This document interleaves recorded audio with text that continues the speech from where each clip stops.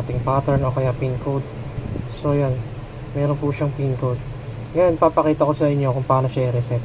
So unang una, didiinan natin tong power button ng matagal, tapos i-pindutin natin yung power off.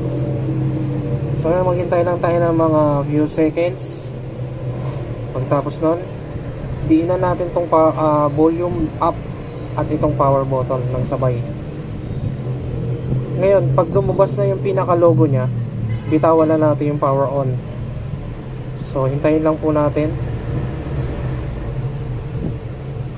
diinan lang po natin siya, tapos bitawan na natin tong power on. Sabay hintayin natin lumabas yung pinaka recovery mode nya. Yan, hintayin lang po natin.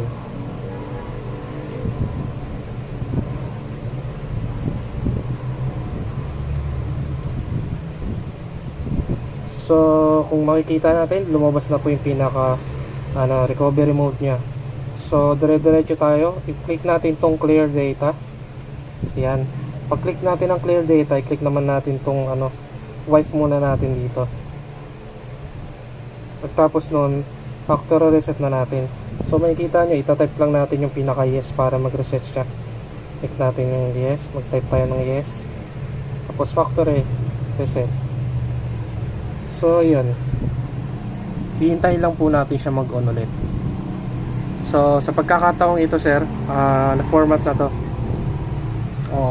Hintayin na lang natin matapos. Pagkatapos na yun, babak na natin. Tapos pupunta tayo sa restart na. Yan, restart na siya. So hintayin lang natin mag-on ulit para mapunta siya doon sa pinaka-menu nya. So yung natapos na yan, format na po yan. So kung makikita nyo, yan, mayroon siyang mga language. Click natin tong English, sabay get started. United Kingdom, Philippines tayo, okay. Tapos check natin, sabay next lang siya. So connect to Wi-Fi. Skip natin kasi wala naman tayong Wi-Fi. So magsiset tayo ng password. Tsaka lang muna, skip lang natin. Huawei ID. So hindi muna ako maglalagay niyan. Kaya click ko doon sa Huawei ID. Tapos maybe later natin. Tapos agree. More agree. Not now, no thanks, later. Enable. Later. Tapos set up new device. Try gesture. Huwag na natin ito yan. Back tayo, finish tayo. Huwag natin finish. So yun, tapos na po yan. Na-format na po yan. Yan lang siya kadali guys. So don't forget to like and share. Or kinuha nyo yung cellphone ng kapitbahay nyo. Kunwari gusto nyo sauli pero ang totoo gusto nyo ipatanggal yung password. Pues, eto na ang solusyon. Ayan guys, gumamit kayo ng tempered glass na pang-program. Hindi yan ordinaryong tempered glass guys. Yung klase ng tempered glass na yan guys, nakakatanggal siya ng password. So ayan, ganyan lang. Sundan nyo lang kung paano gawin. So wag nyong kukuskusin ha. Pagtanggal nyo ng plastic, wag nyong kukuskusin.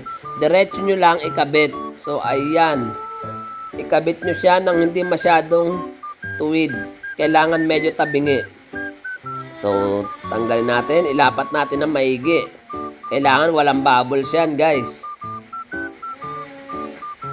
So check natin. Ayan.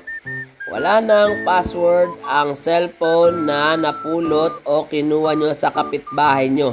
Sa inyo na yan. Ayan, mag-follow kayo para marami pa kayong... How to unlock Android phone if you don't remember the password. This one is S20 FE Samsung. Pretty new model. Every Android phone is different. So this unlock will work only on the newer model. This is a little tricky. If you don't know the password, you cannot turn it off the phone. When you do this, it's not gonna turn it off. So how you gonna do it?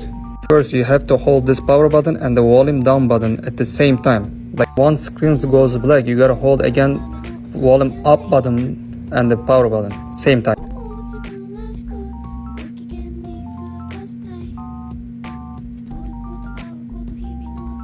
It will take you here. Scroll down to wipe data and factory. Hit power button and say factory data reset. Hit power button. That's it.